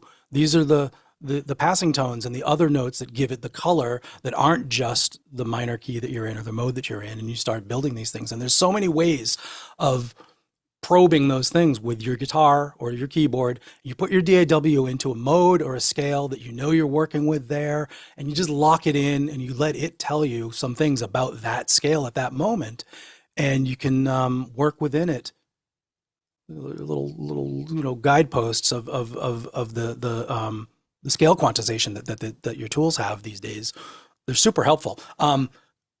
And conversely, if you just leave your DAW in chromatic, you can play your keyboard and figure out what key you're in and know some of the chords at the moment, and you play the chord and you sing that part of the melody and you hear the dissonances and you know lyrically what you're trying to do in that moment, and you say this is a moment of tension release, and you go back to the roots where things are calm. And there's a bit of a science to the approach, and certainly tons of creative expression craft going on in those moments. But it's worth checking out somebody who talks about it in theory terms. And I just posted the 12 tone video because I liked the way he talked about this stuff, and I think it was really relevant to the gap between naturally just singing it and getting an awesome thing and thinking about what you did and maybe getting a real genuinely classic all-time moment of musical inspiration for people to take away for generations. Is like there's some little extra thing you might want to think about doing once in a while for the effort. And better than I can articulate it, this particular video about a song that I think we all know and maybe love. I do. It's an interesting and informative class lesson version of this, so it's worth checking out. I'll come back and say more stuff. Carl, I know you want to get in. Thank you. Firstly, can you hear this? Not hearing anything. Really? No. It's Zoom is cutting it out. It's considering it noise. If you want to turn off your noise cancellation in the Fucking settings hate and your face, you fucking bastard. Fuck. come back to it. How do I do this? Settings, audio, noise, musicians, unprocessed audio for musicians, turn it on, and then at the top of your window, you can go original sound for musicians on, and it will play through everything with no noise reductions. It's a 3-step thing. Preferences, audio, original sound for musicians on. I know. Sue can really suck a bag of dicks. I couldn't be fucked. Anyway, so what I was going to be demonstrating, like what to do, some ideas. When you're there's 2 notes I want to suggest. So I'm in C, I'm in C, la la la. Yes, I'm in C. So I'm in the key of C. Everything I'm going to talk about is in the key of C. I'm going to be talking about notes and numbers. So 1C, 5G, 7, flat 7, B flat. So the really fun thing to do is in C, you hang off the B flat. If you want some really cool energy, hang off the B flat. Because and that's the flat 7. I'm hanging off there, because the cool thing about hanging off there is I can go down to the 5th, or I can go up to the 1. So 7's fantastic. Just hang on that damn 7, and it makes it go, whoa, something cool is happening. Because if you go 5, flat 3, or 1, it's sort of, it goes, okay, I understand what's going on here. Forgetful. It makes you think about what's going on. It's too simple. So if something's not working, hang off the 7. Another great one is the 4th. Yeah, because 4th is really nice because it feels like it's dropping you in halfway through a big story. La la la la, la la la la. One to keep away from is the major 2nd. It's pleading too much. Oh, I don't know. It's fuck off. Anyway, there you go. There's some thoughts, and because this fucking thing doesn't work, fuck Zoom, what the fucking fuckers. Yeah, that's from the Resonator. Yeah, okay, everyone's talking. So, and a really cool trick is, if you can, don't sit down at a piano to work out the vocal. You might say, I want to come in on that flat 7. Dom, dom, dom, dom. Yeah, that's where I want to start. Fuck around. Turn up the music. Get yourself a handheld microphone with your headphones or whatever. Dance around the room and do something different. If you were doing something different, your brain, because it's dealing with all this different stuff, is going to force to think differently. And if singing's too hard, then just grace the note. Just grace the fucking note, or don't grace the note. Fucking whatever you want. You've got to play more. That so fizzled. Razi, talk to me. One of the things that you started off by saying you're going to use scale degrees, and I think I might have covered this a couple of weeks ago also, but the idea of not worrying about key signature and worrying about what scale degree you're talking about. 1, 2, 3, 4, 5, do, re, mi, fa, sol, use solfege, or whatever your method is for knowing the scale degrees. Those are what's important in your moment. Those are the ones that have the, it's too happy, it's too cloying. This one means we're going to go home soon. This note means we're having a moment of confusion. Like, when you've established a good solid root in a key signature, this is the whole thing about Western harmony, and 12 tone being named more for the harmony, not for using all of the 12 tones, but 8 or so of them at a time. Those 8 notes have the story in them. Maybe it's based on language, maybe it's based on cultural suggestions, but what Carl said about picking those notes based on their emotional push, pull, suggestions is important. You don't have to think of it. You might want to. I do a lot sometimes. I forget about it most of the time. And when I'm listening to music, I don't think about it most of the time until somebody posts a theory video to talk about it, or Carl breaks out the Casio tone and plays us some examples, and then you think about it. And it's good to have the fundamentals. But if you want to write a sad melody, how do you do it? You can't just cry into the mic and get it. Or can you? Is there something suggestive about the minor third in the way that a person sighs? Maybe there is. But well, it's funny that note that I said keep away from that note, which is the second. There's my bass, that's my second. That's the D. That's called the sighing of a baby. Because it's so nice. Isn't it so nice? I don't want to hear that in a fucking club. So just right. really quickly, I did this other track. Hold on, I'll keep it in C. So I'm doing that. La la. Really stuck standard stuff. And then I got kind of like sexy. Da da da da da da da da da. But I wasn't fucking around with the keyboard. I was just fucking around. Then I did this. And that's called what we call a flat second. And the fun thing about a flat second is you can sleaze up to it. You don't have to hit the note. You can just sleaze up to it. So I'm singing this thing, da da da da da da da da da da. Then I went, So there's a major third and a minor third in there. And I did that because I'm an idiot and it was an accident. And I went, fuck, that's such a cool accident. It's made it sound really weird. And it's not. You're entertaining Phrygian dominant there, the Phrygish. Well, yeah, so but I don't like calling it a Phrygian dominant. I don't like doing that. Oh, A plus B equals C box. It's what the fuck's going on here? And because it was sliding, I'm actually borrowing from an Arabic tradition. And it's got that really pretty vibe going on. And that's another thing where you slide into that one. You slide into that one. And whether you hit it or not, it doesn't matter. You're just like, you're inhaling, you're breathing, you're getting sexy with it. Brett, what are your thoughts about getting sexy with music and Casio tones?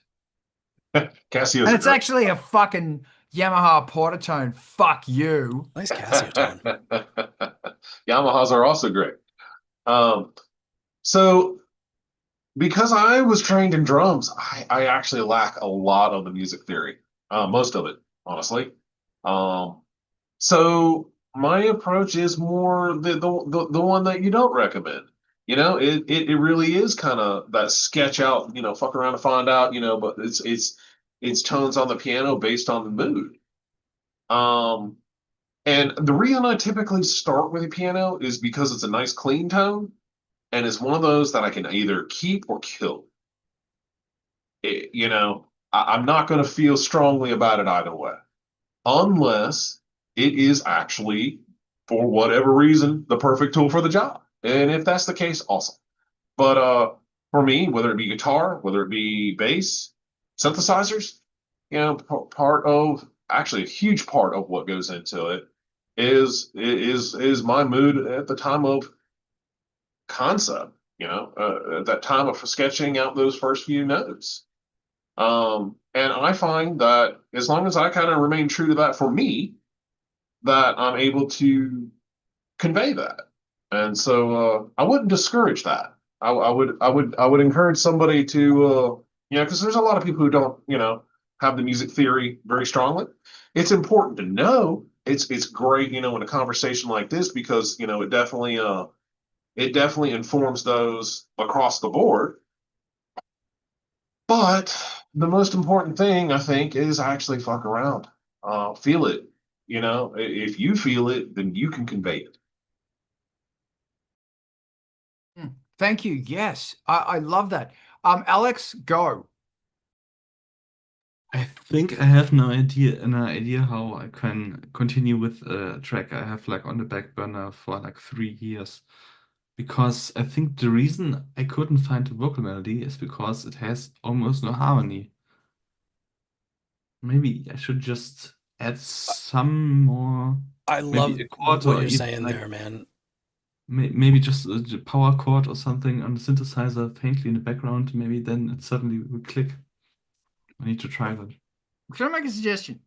So when you listen to the music, and it's because what's going on in your situation is a really fun and powerful thing because it's all the harmonics of the drums and everything else that's dancing around that is creating the thought of some kind of drone note. So when you hear this piece of music, do you naturally go, ah? Is there a place where you drone? Trust your voice? No, not at all. Okay. I try to start singing and I never know, should I go higher, should I go lower? And I think it's because it's like always shifting and it's like very sound effecty and it basically started from a sample where I tried to synthesize water drops. And they have a pitch, but it's like shifted all over the place. And I think it's not something I can just adapt to because have the same problem when I'm playing with my band and the guitar player isn't there, and I just have the bass and the drums, and I struggle to find where to sit in the harmonic spectrum, or like in the scale of all range. frequencies. Sure. And I think that's exactly my problem. What I was getting at, and also harping back to what Brett was saying, is if you find a note, because a lot of people go, oh, I can't sing or whatever. Find a note. And the whole song, you're kind of hitting that note. Da da da da da da da da da da da da da da da. And you might be every now and then flicking up or flicking down or whatever, but always come back to that note. Just decide on what the note is. And you might use a keyboard to find it. Like there might be two chords. So that's G. That's the note in common between the two chords. So yeah, totally. Fuck around and find out. And I think a little bit of music theory goes a long way to understand like the structure of what's going on and know how you can manipulate it and fuck around with it. Like know the directions of how to fuck around, find out what's going on. It can really help. Razi. Oh, one more thing, Alex. Some software you can put an audio file in there and it will tell you what the root note is. And it would be interesting to see, like in SoundForge, it will come back and say the root note is this. Even if it's a kick drum or a bird singing or someone talking or something. It would be interesting to see what yours says it is. Razi. Yeah, I want to take off on Alex's last little angle there, and that's you can be pretty sure enduring melodies weren't written without a sense of harmony. Probably.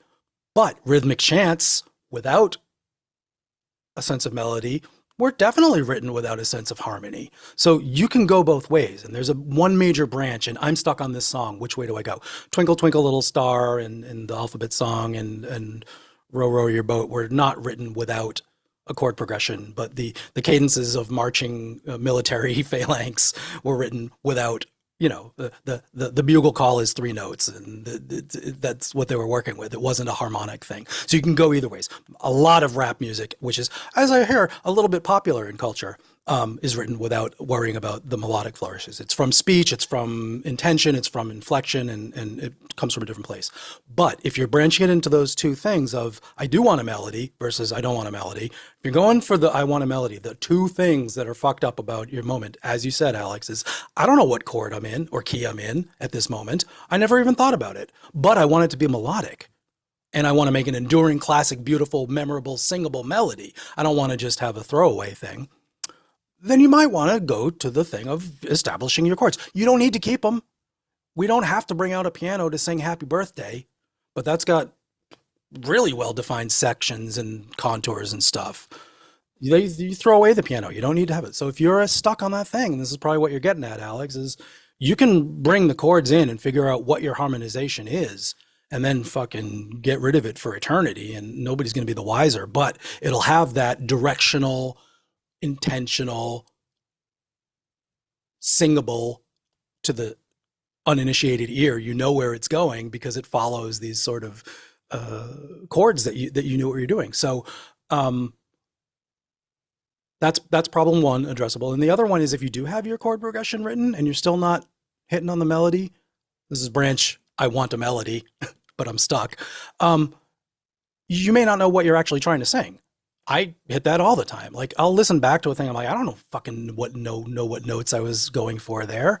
Let me figure it out. I might not achieve a perfect octave jump here, but I think I was actually going for an octave, not a seventh detuned. And I'll drill on it a little bit and feel it out. And I think that some unique, memorable, natural sounding Gary Newman's first 3 albums, vocal melodies were probably derived in a method sort of like that. Because you hear these like a little bit unusual jumps and he's sticking to the note beautifully because he listened to what note he was trying to sing, refined the production of where he's landing, how to get to that note becomes part of the expressiveness, and there's power in that. So the two, I'm trying to write a melody, but I'm stuck ways. I don't know what key and chords I'm on. I don't know what notes I'm actually trying to sing. Methods to address both of those things can be super fun and work, like functionally. They'll get you there as a practice. And I love landing on that. Oh my God, I realized I don't even know what my chords are. Let me get out the guitar, that kind of thing. Thank you very much. Brett, the last words of the day are yours. All right. I'm going to land on something Raziel said and also something you kind of said there as well. But, where for me, I find that it helps is I'm writing the lyrics, I'm going with the beat, and it's kind of a chant.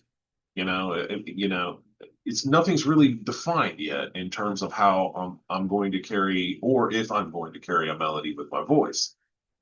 And so it starts kind of like a conversation often for me, and maybe this is just my style, but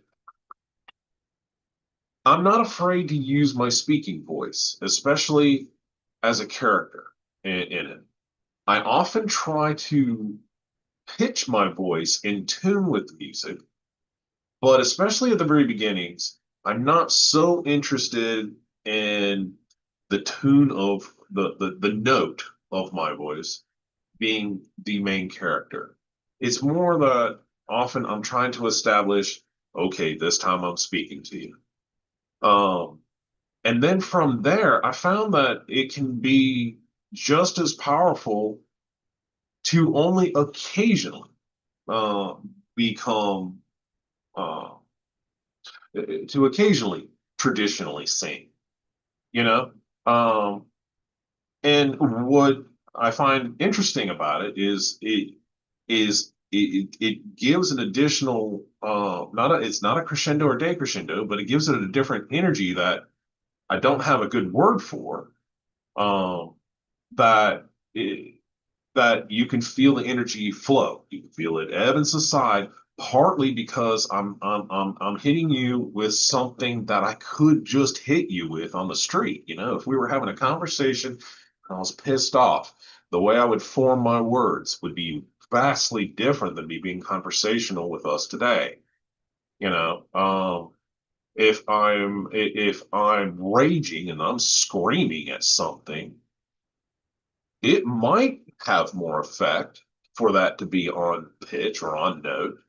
And if so, I'll definitely choose that, but I don't rely on it. And that's one of the things I do really like about industrial is you see that used across the board. It's like we use tools like vocoders and whatnot to make our voices align with pitch more or less, as an example. But the compare and contrast between your normal speaking voice, if you choose to use it, and your singing voice, however that comes out, can be a valuable tool. Thank you. Thank you very much. Okay, so um yeah, awesome.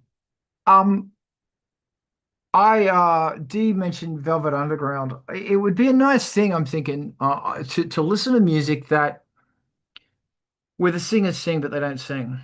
You know, like early PJ Harvey, like fucking Ozzy, like Tom Waits, where they don't actually sing, but they're paying homage to the notes. And it's a pretty thing to start pushing the boundary of what you're doing. And yeah, love it, love it, love it. Anyway, this has been the Art of Rock. We're gonna roll it because it's roll it o'clock. Thank you so much for being a part of this. Every Wednesday, Saturday, for fuck's sake, Carl, we are here, Art of Rocketising, Art of Rocketing, talking about the musical process and all that jazz.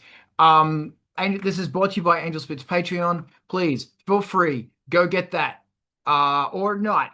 You can do it for free if you want, or you can give me $3, whatever. May's new album, go back that because it's bloody awesome. The Industrial Incisions playlist, a lot of these artists are on the Industrial Incisions playlist, and a lot of the music we've been talking about on Wednesday night. We will hopefully see you then. Vulture Culture is doing a deep dive into synthesizers, and it's going to be awesome. I'm wearing the shirt. Maybe you should get a shirt too because it's great. Get that damn shirt. Rezi, thank you so much for joining us. Thank you so much. Thank everybody on the panel. Thank everybody in the chat for making things better. And being amazing. And yes, thank you to all the humans who are humanizing. Humans love to humanize. If you want to do something fantastic and positive for the United States, go join Indivisible. Big march next weekend, no King's March. It will be legal, peaceful, and constitutional, which is your right as American citizens. In fact, anyone in the United States, it is your right to protest, by the way. And if you've got a problem with media, there's a 12-step recovery program because it's bloody important that we deal with this shit. And please remember to check out the GoFundMe for Drake's family. Because we tragically lost Drake a few weeks ago. So please go and check that out. Let's raid, Diana. Let's raid. Raid.